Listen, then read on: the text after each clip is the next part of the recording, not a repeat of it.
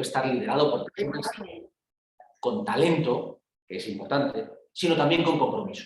Esa mezcla de talento y compromiso que os permita vivir el servicio público con los 3 principios que el programa establece y que no pararemos de trasladároslos, y es: lo público solo se puede vivir o solo se debe vivir por el bien de los ciudadanos a los que serviréis a través de la integridad, de la vocación de servicio y de la proactividad, que son los 3 pilares en los que queremos que pongáis en juego, que se ponga en juego el talento y el compromiso.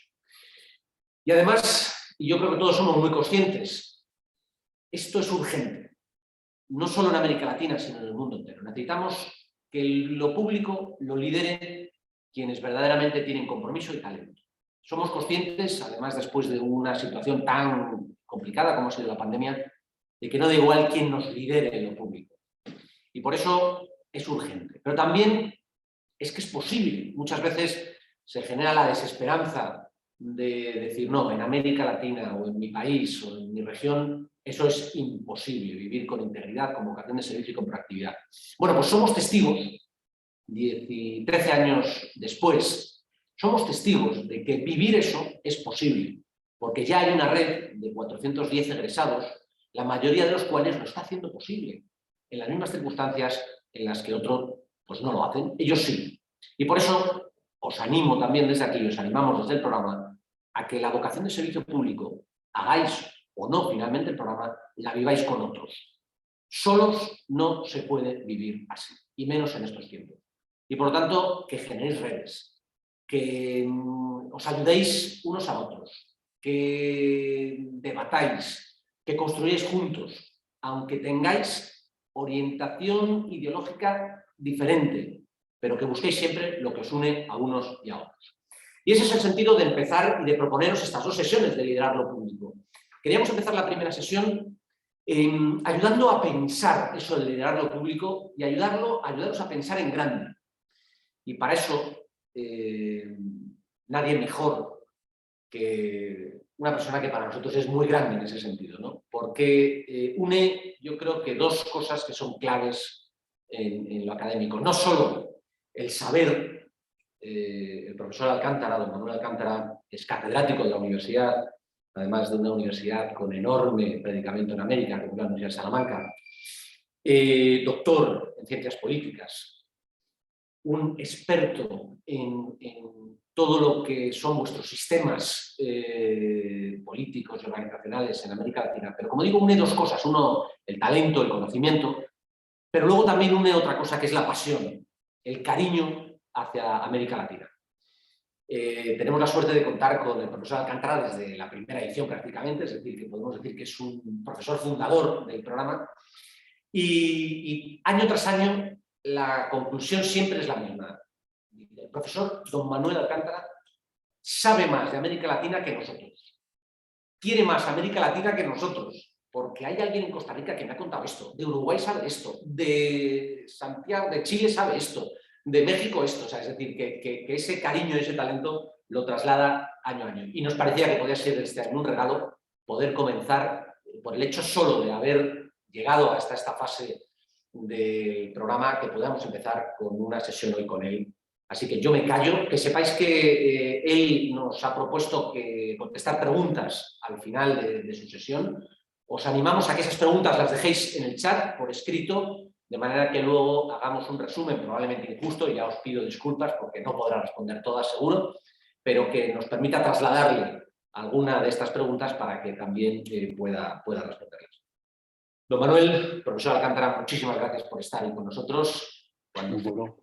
Bueno, soy yo el agradecido una vez más a la Fundación Botín por permitirme estar un buen rato con todo el grupo de participantes de este programa, ¿no? De este maravilloso programa, ¿no? O sea que reitero mi agradecimiento, y además también debo matizar tus muy generosas palabras, porque sí que es cierto que soy una persona absolutamente, no sé si el término es enamorada o fascinada por la compleja realidad latinoamericana. Soy un latinoamericano más, me siento como tal, a pesar de que es una realidad muy compleja. Pero, y nada más, no creo que mis méritos sean más allá de los de cualquier otro profesor. Bueno, yendo al grano de esta presentación, se trata de hablar de liderar lo público.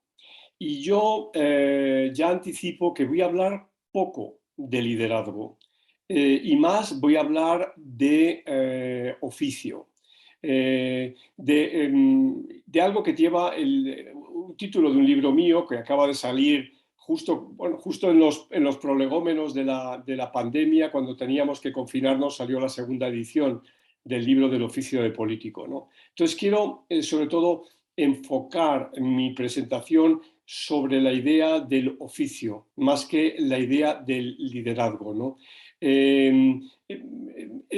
Intentaré convencerles de por qué esto es así, por qué me siento más cómodo hablando del oficio de político, o si se quiere, como luego voy a defender el término de la profesionalización de la política, algo que para muchas personas resulta algo poco menos que odioso, poco menos que rechazable, ¿no?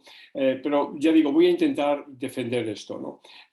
Ahora bien, yo creo que sin duda alguna vale la pena también empezar señalando algo que es muy importante en la propia presentación, que es, bueno, ¿por qué hablamos de liderazgo, ¿no? ¿Qué es lo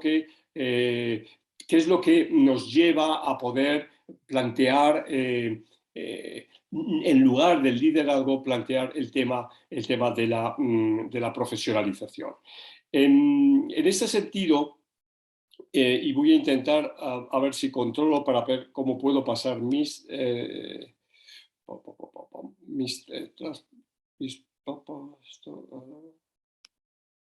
bien. Sí. Entonces, me van a permitir que defienda esta propuesta de no hablar de liderazgo.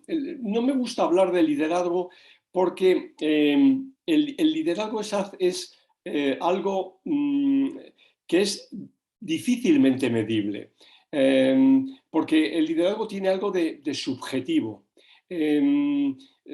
Hay personas que mandan, hay personas que dirigen, pero que no son líderes, que no se las reconoce como tal, porque hay un componente, si se quiere, carismático, y voy a usar bastantes términos de un sociólogo que sigue siendo fundamental, un sociólogo que nos dejó hace justo 100 años, que es Max Weber, y recuerden ustedes que cuando Max Weber hablaba de los distintos tipos de dominación, hablaba de una dominación tradicional, de una dominación carismática y de una dominación legal racional. El liderazgo tiene mucho que ver con lo carismático y eso le da al liderazgo un componente enormemente subjetivo, ¿no?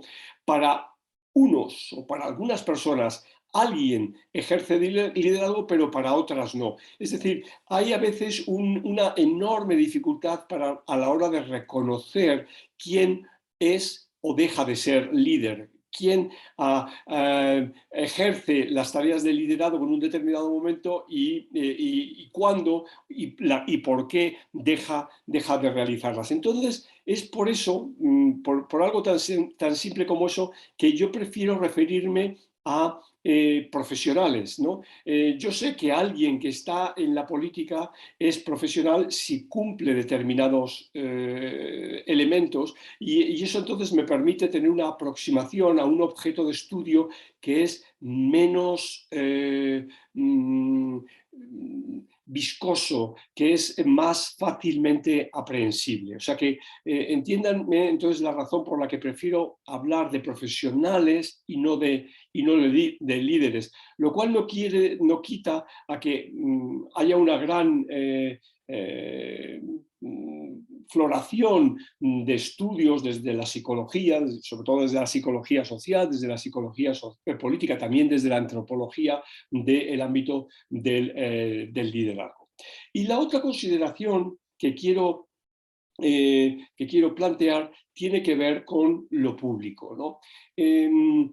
Si vamos a hablar de la profesionalización en el ámbito público, la profesionalización de ese liderazgo en el ámbito público, tenemos que definir qué es lo público, ¿no?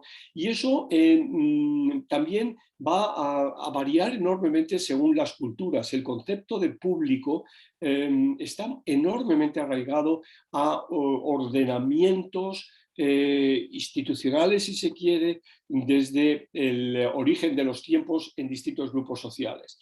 De alguna manera, en el ámbito en el que nosotros nos movemos, el ámbito que llamamos occidental o que también llamamos grecorromano, judeocristiano, el pensamiento griego y el pensamiento romano tiene un pozo enorme. Y en ese sentido, fíjense que es muy claro que lo público queda definido en contraposición de lo privado, ¿no? Es decir, el gran acierto del derecho romano precisamente va a ser el de separar lo que es estrictamente individual, lo que es estrictamente se sitúa en el ámbito de lo privado, de lo que se sitúa fuera, que va a ser el ámbito de lo público, ¿no?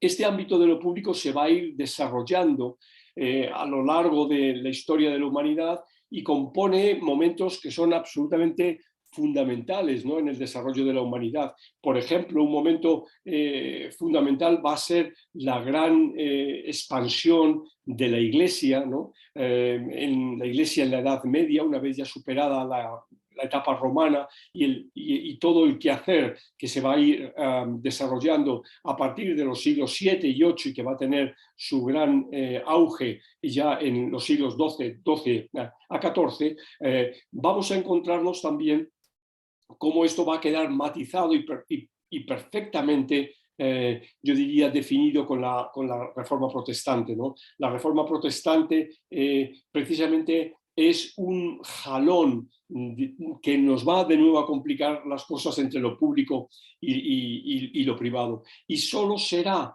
bien avanzado el siglo XVII cuando el elemento público por excelencia que va a llegar a la modernidad y en el cual hoy todavía estamos en su seno, es decir, el Estado va a tener una gran definición. Es la Paz de Westfalia, justo a mediados del siglo XVII, que va a introducir este nuevo sujeto, que es el sujeto donde el poder va a tener un papel muy importante, ¿no?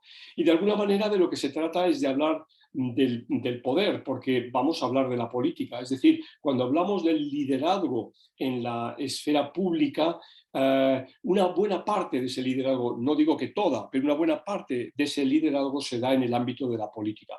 Por supuesto que también se da el liderazgo en el mundo de las empresas, en el mundo empresarial, pero esa no es digamos, ese no es mi campo de investigación, en mi campo de estudio, sino que es el campo de la política. Bien, entonces en este sentido, yo lo que quiero es, ya digo, reconvertir el título de la exposición, que no sea el liderazgo público, sino el oficio político, ¿no? Y esto es lo que me voy a centrar en los minutos que siguen. Y voy a hablar de estos 4 elementos que me parece que tienen un eje conductor que puede explicarnos perfectamente por qué hablar del oficio de político y qué es esto del oficio de político. En primer lugar, voy a referirme a la profesionalización, ¿no?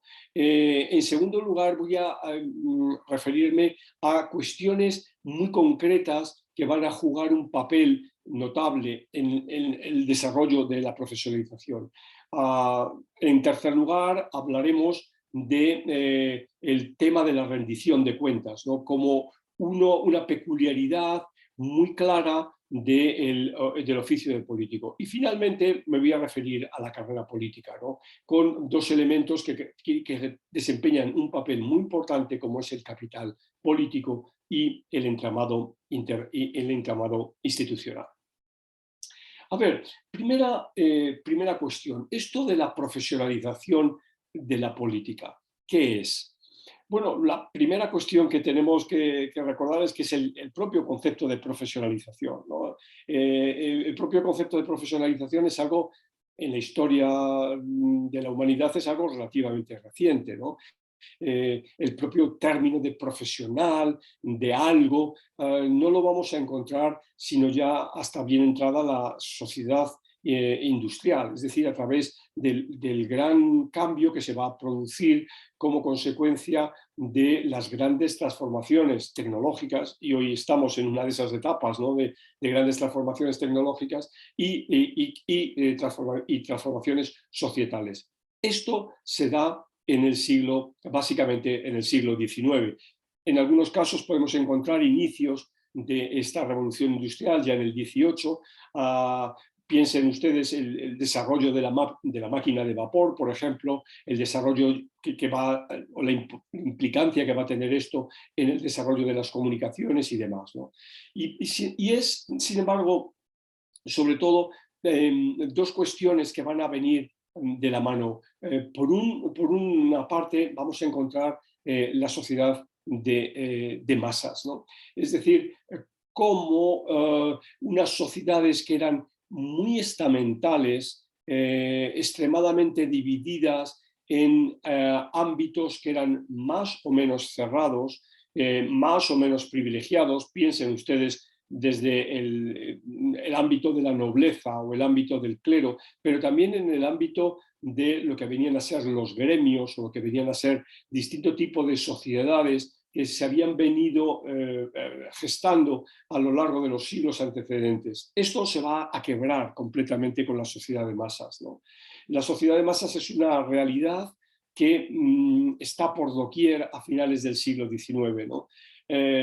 Un gran psicólogo, Leblond, hablará en su libro de la psicología de las masas, ¿no? Y las masas como un gran sujeto que está presente en el ámbito de las sociedades. O otro gran filósofo español, como es el caso de José Ortega y Gasset, hablará en un gran ensayo que va a tener una profunda influencia en el primer cuarto del siglo XX, va a hablar de la rebelión de las masas, ¿no? Es decir, la presencia de la sociedad de las masas, la presencia de una sociedad absolutamente diferente, en la que primero hay un gran crecimiento demográfico, pero también hay unas grandes transformaciones de lo rural que pasa a ser urbano. Las ciudades comienzan a ser los grandes centros de desarrollo humano y demás, va a tener un papel muy importante en la política,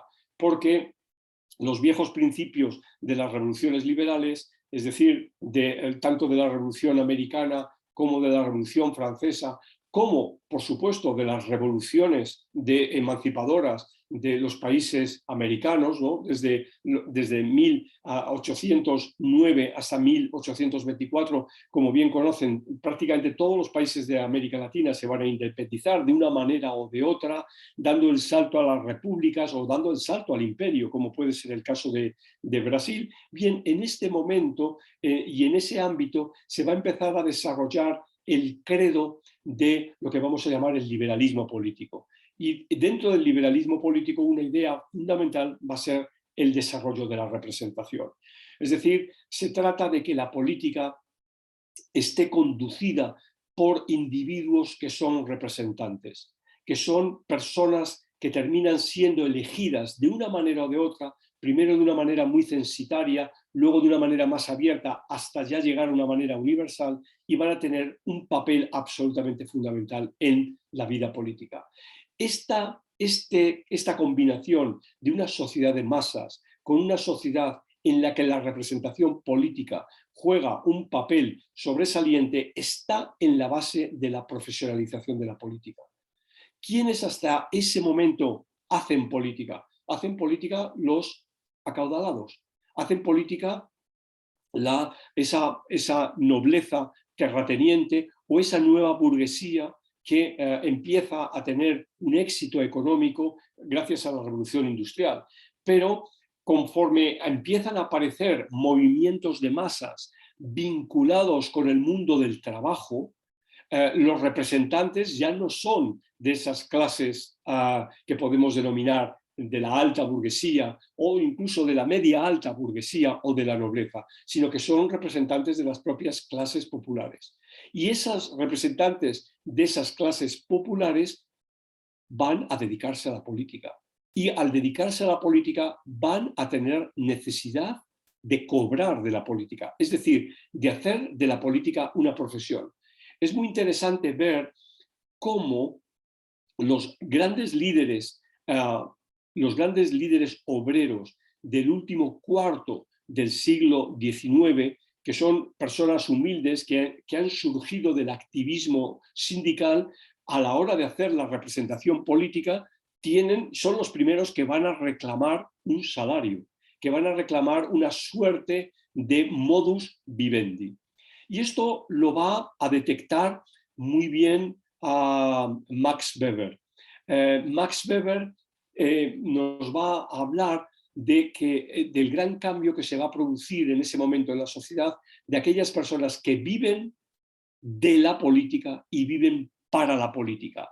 Es decir, vivir de la política es hacer de la política una forma de vida y por consiguiente una forma a través de la cual se necesita una remuneración, se necesita que sea profesional, pero ese vivir de la política no es solo para vivir de la política, sino para vivir en la política, es decir, para generar una ilusión, para generar de alguna manera esto que se señalaba al principio, un componente donde integridad, servicio, proactividad estén presentes, donde la idea de vocación sea un eje motriz. Por consiguiente, el gran salto se da, ya digo, justo cuando se inicia el siglo XX. Y es entonces, es el momento en el que otras profesiones empiezan a estar reguladas perfectamente, que va a llegar esta profesionalización de la política. Los grandes autores que acompañan a Max Weber a principios del siglo XX, como Robert Michels, como Mikhail Ostrogorsky, como Gaetano Mosca, como el ya dicho José Ortega y Gasset, van a referirse a estos individuos, ¿no? Que son una nueva clase que ha llegado a la política para, de alguna manera, contribuir al ennoblecimiento y al desarrollo de la propia política, ¿no? Personas que, ya repito, tienen otro tipo de oficios, pero que terminan dedicándose en cuerpo y alma a la política. Y cuando digo en cuerpo y alma a la política, incorporo un término, que es el término de exclusividad. Es decir, el profesional de la política es aquella persona que se dedica de manera exclusiva a la política y por consiguiente vive, repito el término, vive de la política y vive para la política, hace de la política una forma de vida. Pero esta profesionalización de la política evidentemente no se da en el aire, ¿no? Sino que conlleva una serie de elementos que la dan una peculiaridad notable, ¿no? La política va a demostrar que va a tener claramente tres grandes ámbitos, o si se prefiere, tres aspectos que son, por otra parte, que uno puede encontrar en otras profesiones, ¿no? Por ejemplo, el primer aspecto es la experiencia. Es decir, no hay otra profesión que desdeñe la experiencia. Es bien sabido que la experiencia dice el dicho popular, la experiencia es la madre de la ciencia. Es decir, experimentando y practicando actividades se logra tener un claro conocimiento del ámbito en el que está. Por consiguiente, lo que se va a ligar a la idea de experiencia es algo que luego volvería al final, es la idea de carrera. El oficio de político supone una carrera, supone pasar una serie de escalones, supone pasar una serie de procesos de aprendizaje en el que se van acumulando una serie de conocimientos de la calle, del mundo de la negociación política, del mundo de lo que viene a ser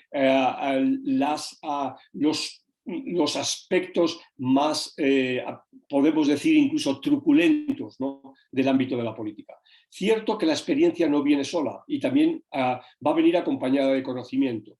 El político se hace a través de la experiencia, pero se hace a través del conocimiento.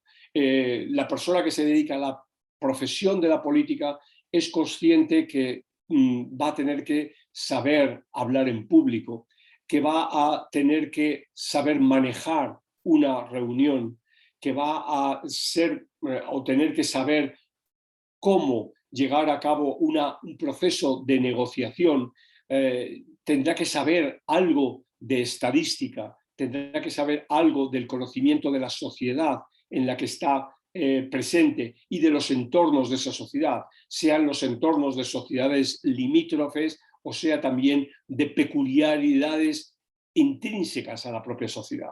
Es decir, el político, el profesional de la política se hace a través de estudios de política comparada, a través de estudios de política práctica, a través de seminarios. Y el político, en tercer lugar, la persona que se dedica a la política debe tener una serie de dotes propios, de dotes muy particulares, de dotes muy peculiares. Es decir, desde, por ejemplo, lo que supone el tema de la empatía, ¿no?, la capacidad de ponerse en el otro, ¿no?, la capacidad de tener una resistencia física a la hora de lo que suponen intensas jornadas de debate público, de reuniones, de lo que supone también capacidad para entender los problemas y también, evidentemente, capacidad para memorizar temas, para memorizar cuestiones, etc. Es decir, hay dotes peculiares que son, tanto que son biológicos como que están en la propia naturaleza de la función política que se va a desempeñar. Ojo, no todas las funciones políticas son iguales. Es distinto la función de alguien que está al frente de una alcaldía, de una municipalidad, a la función de alguien que está frente al Ministerio de Relaciones Exteriores. Es muy distinto estar en el ámbito del Senado a estar en el ámbito de el Ministerio de Finanzas, etcétera, ¿no? Es decir, para cada uno de estos ámbitos de la política se requieren dotes peculiares distintos. Y esto coinciden estos tres elementos, experiencia, conocimiento y dotes peculiares, en lo que podemos llamar la calidad del oficio de político. Claro que hay distintas calidades en el oficio político.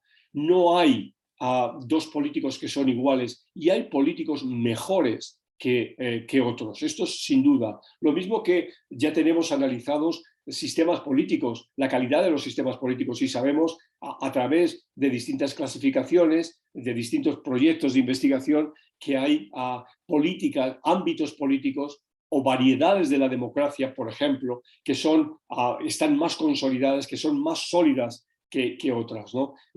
Podemos luego volver sobre esto en el ámbito de las preguntas, pero créanme que esto es así. Me imagino que ustedes estarán familiarizados, por ejemplo, con el índice de la Fundación Bertelsmann o con el índice de Economist Intelligence Unit o con el proyecto de variedades de la democracia de la Universidad de Göteborg. Todo eso nos habla de que hay distintas calidades de la democracia. Bueno, también hay distintas calidades de los políticos y digamos un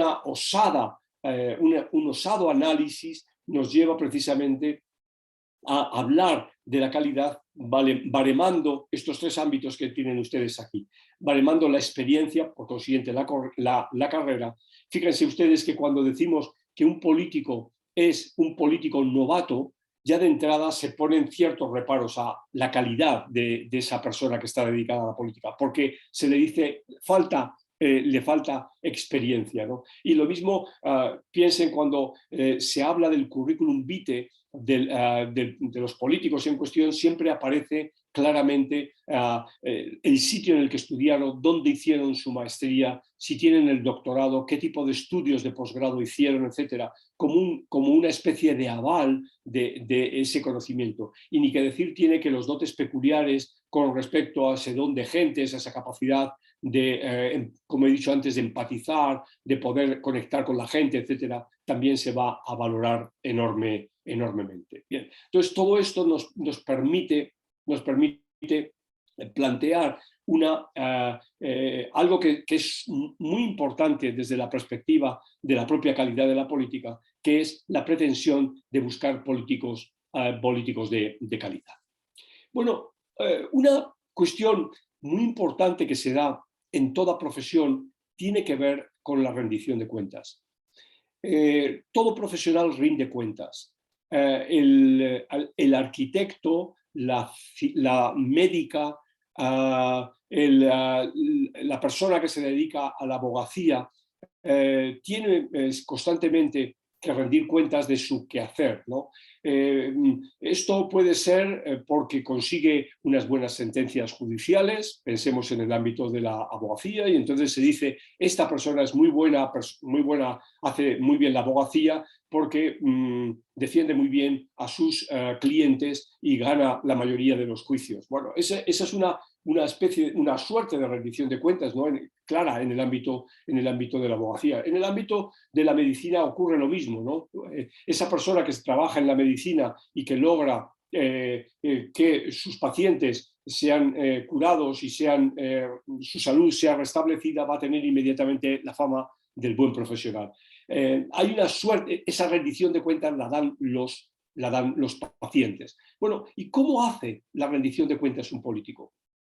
El político es alguien que está sometido a una permanente rendición de cuentas, ¿no? Y también de Max Weber es esta doble idea de dividir la ética que debe estar en posesión toda persona que se dedica a la política en dos ámbitos. La ética de las convicciones, ¿no? La ética de las ideas, de las profundas convicciones y la ética de la responsabilidad, ¿no? La ética de las consecuencias que acarrean los actos de los políticos. Bien, en el ámbito del profesional de la política, ambas tienen que estar absolutamente juntas y es reivindicable, ¿no?, que la persona que se dedica como profesional a la política que asuma ambos tipos de ética. Ahora bien, en el marco de la rendición de cuentas de la política, hay dos posibilidades de llevar a cabo esta rendición.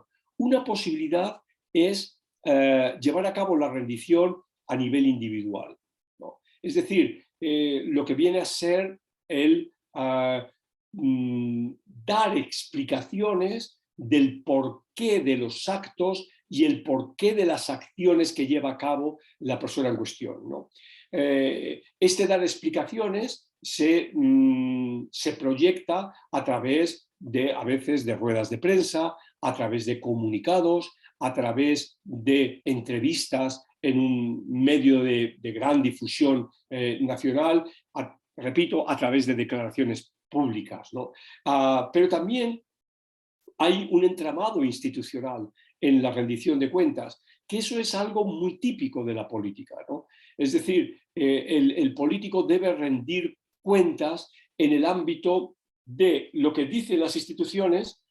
Piensen ustedes cuando, por ejemplo, en un país se dice que los ministros deben dar explicaciones al Congreso de los Diputados cada vez que el Congreso de los Diputados pida explicaciones al determinado ministro o en general al gabinete, ¿no? Hay algunos países donde esto no es posible, donde no hay esta capacidad de explicación, pero en la mayoría de los países esto se da, ¿no? También hay explicación o rendición de cuentas en el ámbito, en el entramado institucional. Piensen ustedes cuando se exige a los diputados y a las diputadas, se exige que hagan una declaración de bienes cuando van a tomar posesión, antes de tomar posesión como representantes en la Cámara o en el Senado, ¿no? Entonces tienen que decir cuáles son sus bienes, cuáles son sus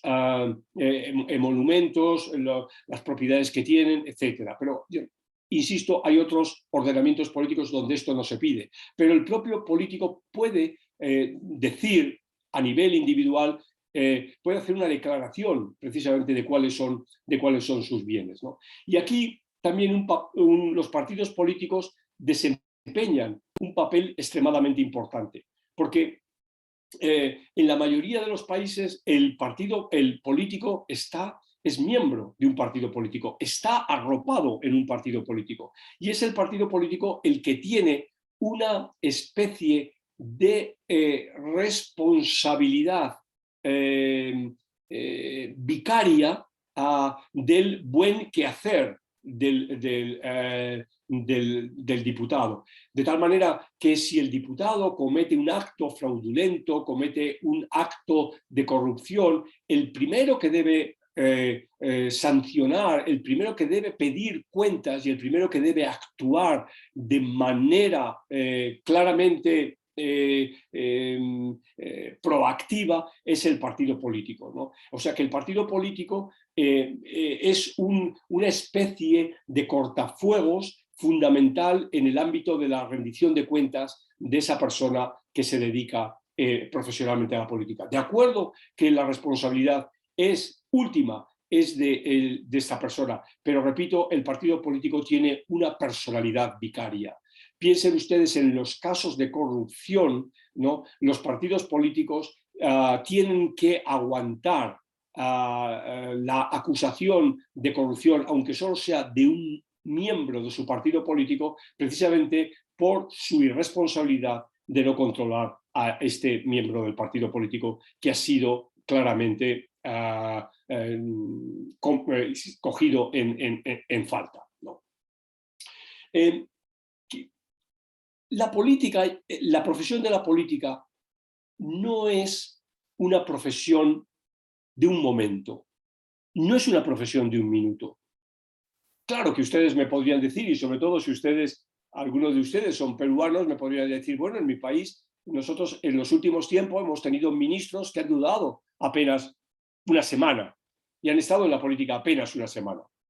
Es cierto, pero eso es la excepción.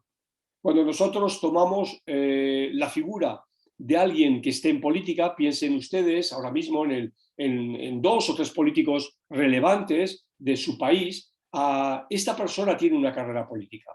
Es muy raro encontrar a personas que no tengan una carrera política. Fíjense ustedes en el caso de Colombia.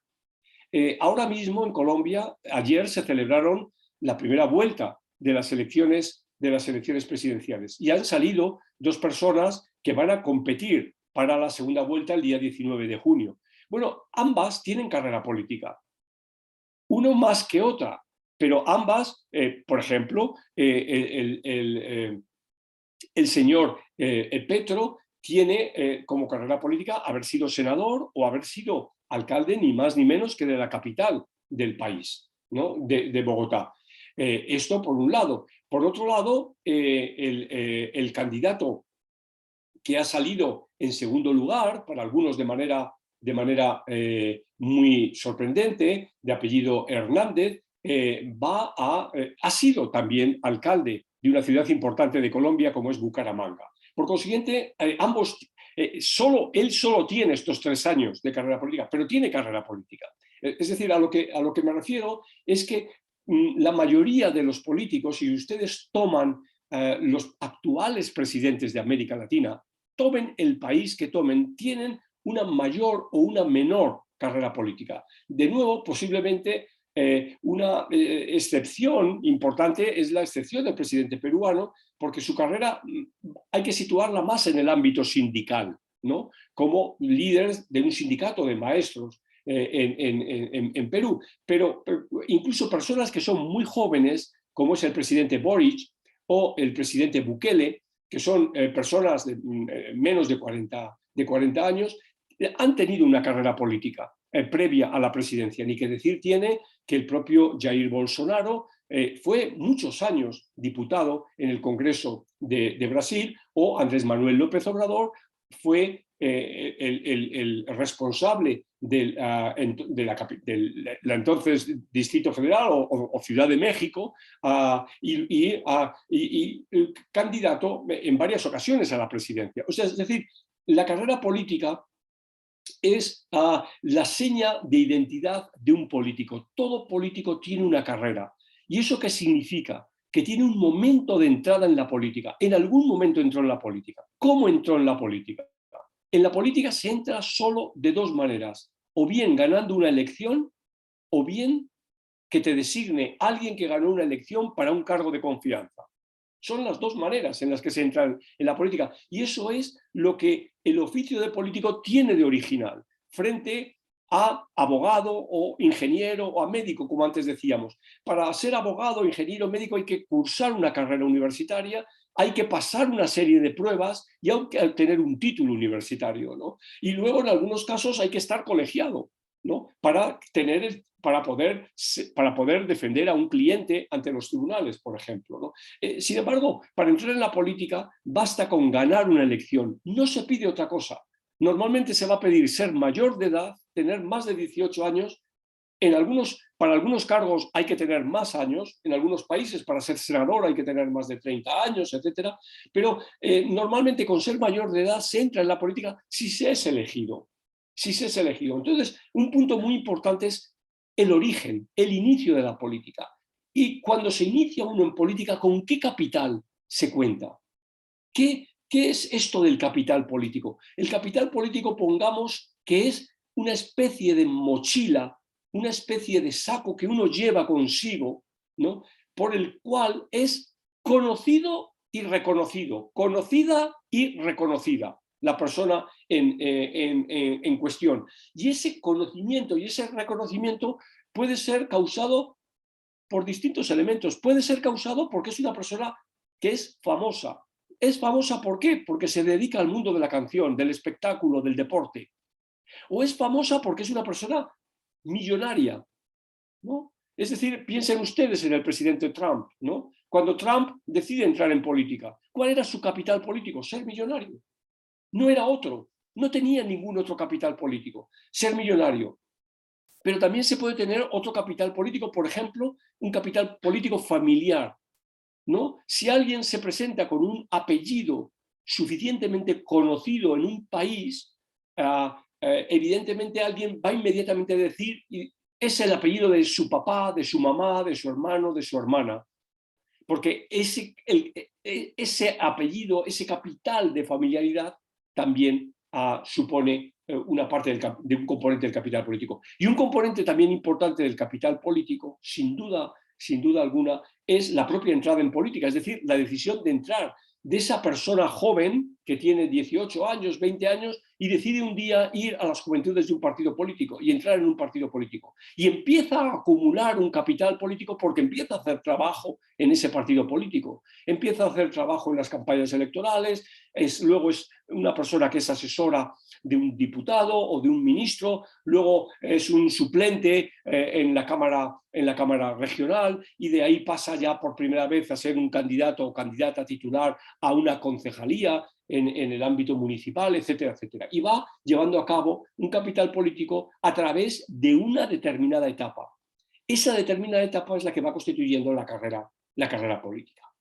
Y aquí, en este ámbito, juega un papel muy importante las instituciones.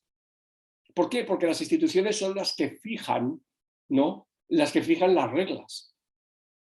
Primero, las instituciones son las que nos dicen, piensen ustedes ahora lo que se está discutiendo en la Convención Constitucional en Chile a propósito del futuro del país, ¿no? En el caso de que el documento que ha sido presentado sea aprobado en el mes de septiembre, ¿no? Bueno, habrá un nuevo entramado institucional en el país.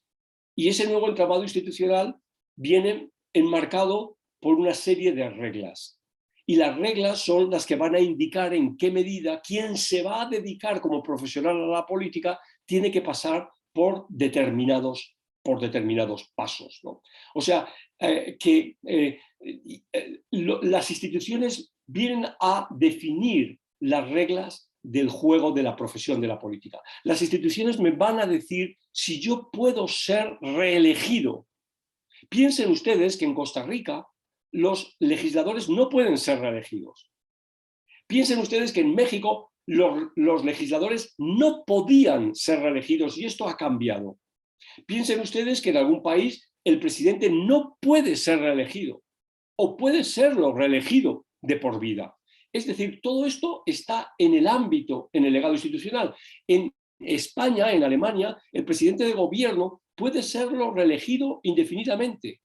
Piensen ustedes en Angela Merkel. Angela Merkel fue 16 años presidenta del gobierno, el equivalente al presidente del gobierno español, a lo que llamamos también la figura del primer ministro. Es decir, que fue elegida 4 veces.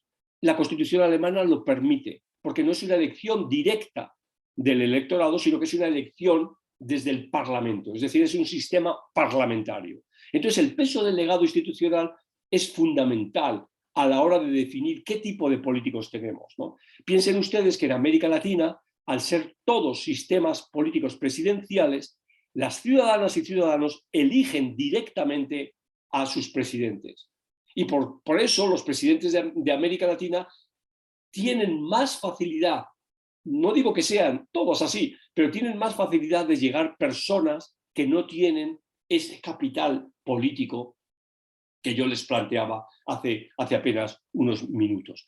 Porque todo esto se da en un entorno sistémico. Cada país tiene sus reglas, tiene sus instituciones, pero también tiene su historia. También tiene su legado, su cultura política. También tiene la forma en la que se entiende la política y las tradiciones que hay en la política. Cuando hablamos de Argentina, hablamos del peso del peronismo y del antiperonismo. No hablamos de peronismo o de antiperonismo cuando hablamos de Uruguay, donde el esquema del sistema de partidos es mucho más estable y mucho más arraigado en el pasado. Cuando hablamos del shock político que hubo en Costa Rica hace apenas 3 meses es porque ninguno de los partidos tradicionales logró que su candidato fuera elegido presidente. Y el actual presidente de Costa Rica, el señor Chávez, es una persona de las que me refería antes, que no tiene o que no tenía un capital político. Empieza a tenerlo, pero su capital era de ser apenas unos meses ministro de Economía de Costa Rica. Entonces, ese entorno sistémico es el que define la profesión de la política. Y para ir terminando, yo quiero resumirles lo que les he señalado de una manera muy simple, ¿no? La política es un marco en el que hay profesionales que se dedican a la política. Estos profesionales viven de la política, cobran de la política y tienen ambición, pero también requieren de una vocación de servicio. La vocación de servicio en el ámbito de la política es absolutamente fundamental y es uno de los elementos que los ciudadanos valoran más. En el ámbito de la política, ustedes están al tanto de ello, juegan muchísimo lo que llamamos los sondeos de opinión pública, es decir, la valoración de las personas con respecto a las instituciones, con respecto a los políticos. Y ustedes saben que la mayoría de las sociedades, por lo menos de nuestras sociedades, incorporo España a las sociedades latinoamericanas, tienen una valoración muy negativa de los políticos. Es decir, los políticos aparecen como individuos, en general, cuando se habla de los políticos, poco valorados. Y aquellas instituciones donde están presentes los políticos, es decir, como los partidos o como el Congreso, aparecen dentro de las instituciones más desprestigiadas. Entonces, este es un problema de absoluta trascendencia. Y yo creo que solo se puede abordar bien si tomamos el toro por los cuernos y abordamos el hecho de que la política es una profesión y que como tal requiere de los mejores profesionales, de esa idea de compromiso y talento que se hablaba al principio. Me parece que es absolutamente básica. Ojo, no significa que por ser tener un doctorado en la mejor universidad del mundo eso garantice que se va a ser un buen político. No, porque ya he hablado de que hay otro tipo de ámbitos que definen esta figura, ¿no? Como esas características personales a las que me refería. Pero es evidente que estamos ya en capacidad de poder empezar a definir quiénes son los buenos políticos. Termino con un buen ejemplo.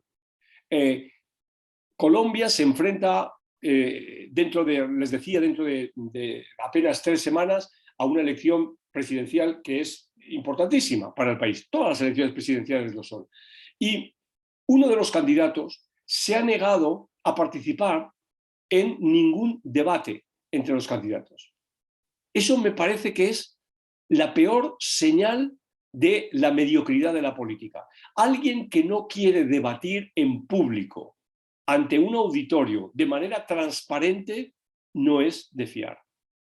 Muchísimas gracias y quedo a la entera disposición de ustedes y de sus preguntas. Adelante. Muchísimas gracias, don Manuel, profesor Alcántara, yo creo que han salido muchísimos temas y ha suscitado muchas preguntas que voy a resumir, pidiendo ya disculpas de antemano porque los resúmenes son siempre injustos, en 3 bloques para tratar de cumplir el tiempo que teníamos previsto.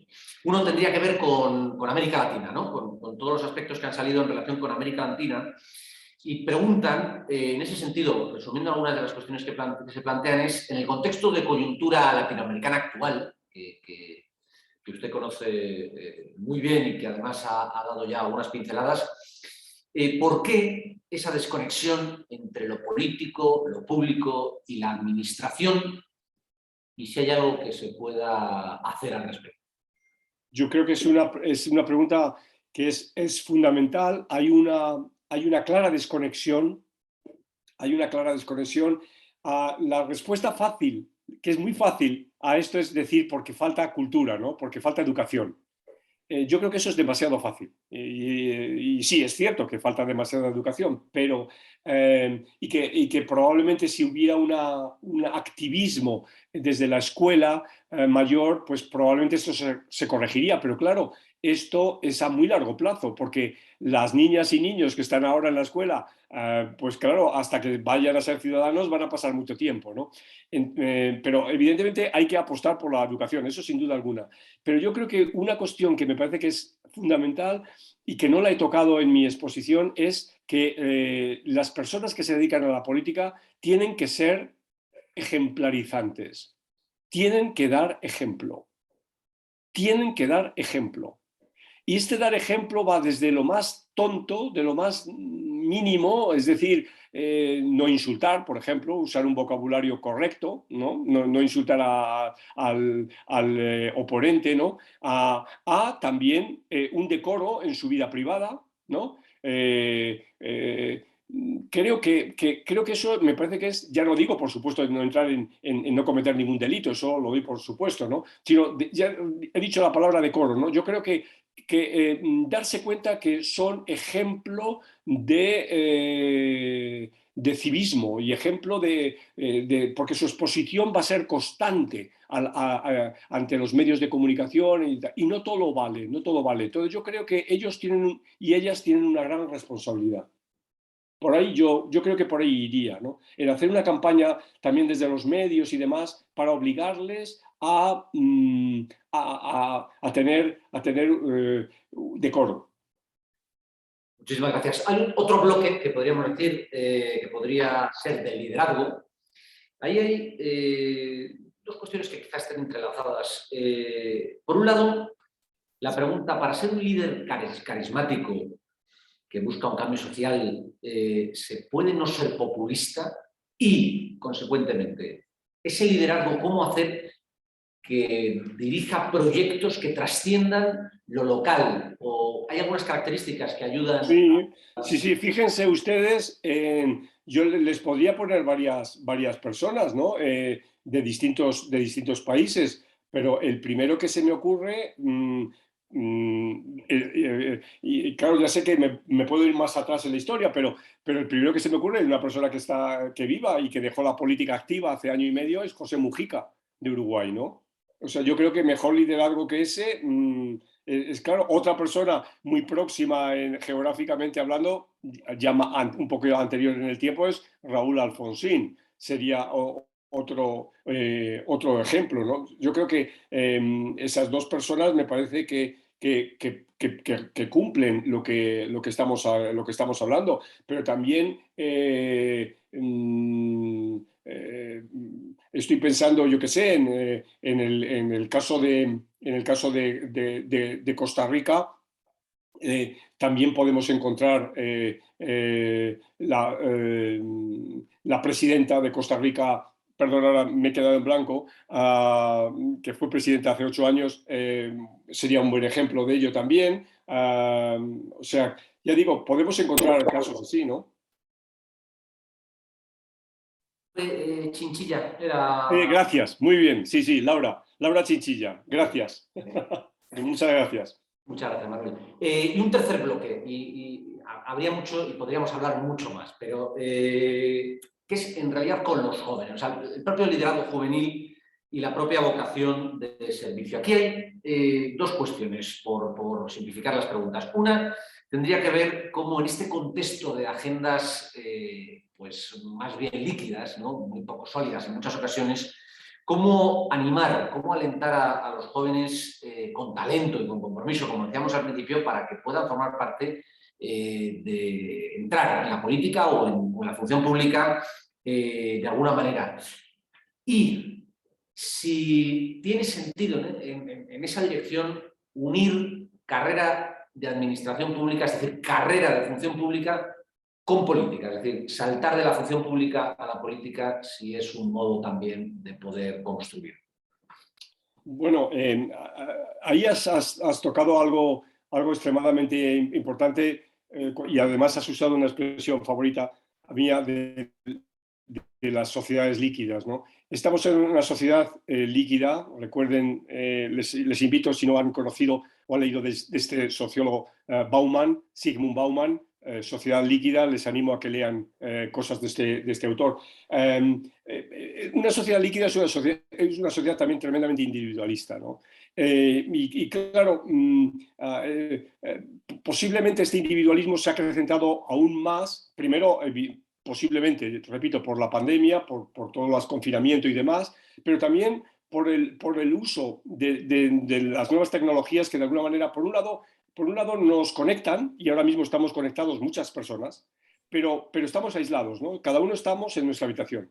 Y eso entonces es un problema que yo lo veo en mis estudiantes, ¿no? En los estudiantes que tengo que están entre los 20 y los 20 y tantos años, ¿no? Y ese es un problema muy serio, ¿no? Para el cual yo animo a romper, ¿no? A romper esas celdas, ¿no? Eso por un lado. Segundo, es evidente que hay que hacer acción colectiva. Es evidente que los partidos políticos, no digo estos, porque estos puede que no nos gusten, pero la idea de partido político es una idea absolutamente fundamental. Es la manera en la que podemos hacer acción colectiva y la que se puede aunar el trabajo de muchos de una manera potente, y me parece que es algo encomiable en el que la gente joven se tiene que entregar. Yo creo que además hay una gran necesidad de renovación, y esta renovación, porque a la vez la gente joven hoy está más preparada que las generaciones anteriores. Esto es muy claro, ¿no? Esto no es un lugar común, ¿no? Porque a veces yo lo puedo decir con conocimiento de causa, ¿no? Por los años que llevo dando clases, yo creo que cada generación es mejor que la anterior. Entonces, en ese sentido, me parece que hay un trabajo por hacer y hay una cuestión de vocación y hay una cuestión de compromiso, ¿no? De compromiso con un futuro que es complejo, que es complicado, que no es sencillo, ¿no? Y que nadie va a dar nada, ¿no? Entonces, en este sentido, me parece que es fundamental comprometerte, ¿no? con lo público. Me hablabas ahora de la administración pública. Ahí América Latina tiene un serio problema. Hablo muy en general, por supuesto, ¿no? Como siempre hay excepciones y demás. La administración pública en América Latina y en general el Estado y lo que llamamos el aparato del Estado es débil, es enclenque, no es profesional, no es competitiva. Está todavía muy dominada por el clientelismo, está muy dominada por la ausencia de mérito. Entonces yo creo que ahí hay un trabajo en el que hacer, ¿no? O sea, el Estado de América Latina tiene que dar un paso adelante, tiene que configurarse de una manera mucho más sólida, ¿no? Y entonces habrá un buen espacio para que haya verdaderos profesionales que sean de la administración pública. Ojo, y que como profesionales de la administración pública sean como profesionales de la administración privada o de la empresa privada. Si el día de mañana quieren dar un salto a la política, lo darán, pero tiene otras reglas. Y a mí personalmente, pero esto es una cuestión para debatirla más a fondo, no me gusta mucho que la política sea capturada por la gente que trabaja en la administración pública. O sea, me parece bien del Estado, inspectores de Hacienda, diplomáticos, jueces, etcétera, que en un determinado momento dan el salto a la política, y bueno, y está bien, tienen su derecho, pero afortunadamente yo creo que son una minoría, ¿no? Y yo creo que, ya digo, creo que no es bueno que fuera un salto masivo de la gente que está en la administración pública a la política.